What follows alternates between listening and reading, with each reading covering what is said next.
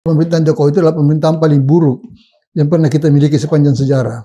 Dia menjerumuskan bangsanya ke jurang yang menghinakan. Ini jahat 100%. 10 tahun berkuasa itu, dia telah menanam orang-orang pada berbagai institusi. Ada satu gerakan diam-diam untuk melindungi dia. Dia itu pasang orang di KPK, dia pasang orang di Polri, dia pasang orang di Kejaksaan atau di pengadilan. Apakah mungkin Pak Prabowo justru termasuk salah satu orang yang ditanamkan itu? Saya yakin begitu. Diproyeksikan untuk jadi presiden, bertanggung jawab memelihara semua jaringan Jokowi yang sudah ada dalam pemerintahan. Dan itulah sebabnya kabinetnya amburadul. Kasus ijazah. Kementerian Pendidikan yang seharusnya punya otoritas administrasi untuk mengklirkan itu dengan UGM. UGM yang banci, yang tidak mau membuat keputusan itu. Ya, itu kan bisa ditekan dari Kementerian Pendidikan sebagai pihak yang bisa menyelesaikan masalah.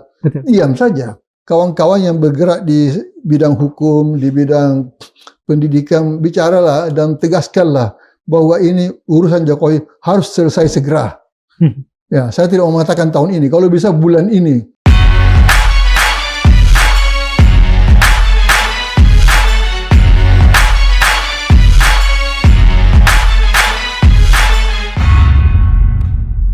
Bismillahirrahmanirrahim. Assalamualaikum warahmatullahi wabarakatuh. Sobat Madilog, pelan tapi pasti dalam beberapa bulan terakhir, alarm demokrasi di Indonesia menyala. Sekali lagi saya katakan pelan tapi pasti. Kita lihat bagaimana seorang aktivis diperlakukan. Kita lihat bagaimana kemudian kritisisme tiba-tiba kemudian dipidana. Dan kita dengan gampang melihat bahwa aparat kita seolah berada di dua dunia. Di satu sisi mereka memberikan pelayanan kepada publik, di sisi lain dengan telanjang kita melihat betapa mereka pun menjadi kepanjangan tangan dari kekuasaan. Apakah ini semata merupakan warisan yang tak terelakkan dari 10 tahun kepemimpinan Pak Jokowi Widodo?